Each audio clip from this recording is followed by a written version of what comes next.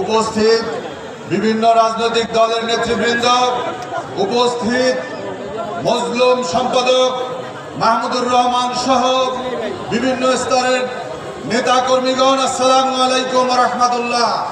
সংগ্রামী বন্ধুরা আমার, আমরা 5ই আগস্টের আগে এই শহীদ মিনারে যেমন কোন দল ছিল না, কোন মত ছিল না, কোন বর্ণ ছিল না, কোন গোত্র ছিল না, সবাই কাঁধে কাঁধ মিলিয়ে খুনি হাসিনার কবর রচনার জন্য এসেছিলাম।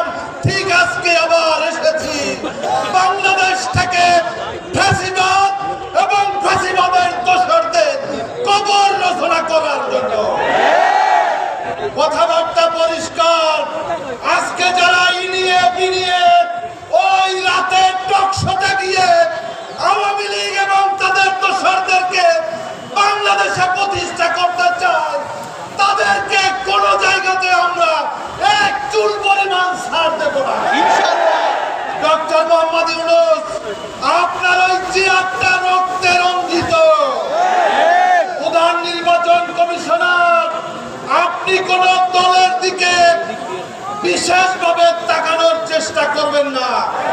আজকে বলেছেন যে এই ওসমান হাদির উপরে গুলি বর্ষণ নাকি বিচ্ছিন্ন ঘটনা। আপনি এরপরে আরো 10 জন প্রার্থীকে হত্যা করা হলেও বলবেন বিচ্ছিন্ন ঘটনা। আপনার কাছ থেকে এরকম দায়িত্বহীন বক্তব্য আমরা প্রত্যাশা করি না। আমিও একজন মজলুম মানুষ।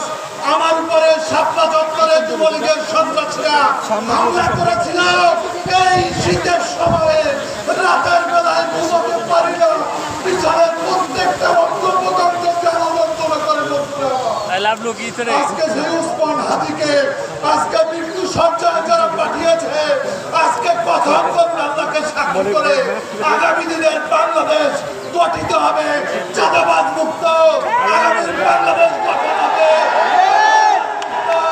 আগামীর বাংলাদেশ হবে ফ্যাসিবাদ মুক্ত। সবাইকে ধন্যবাদ।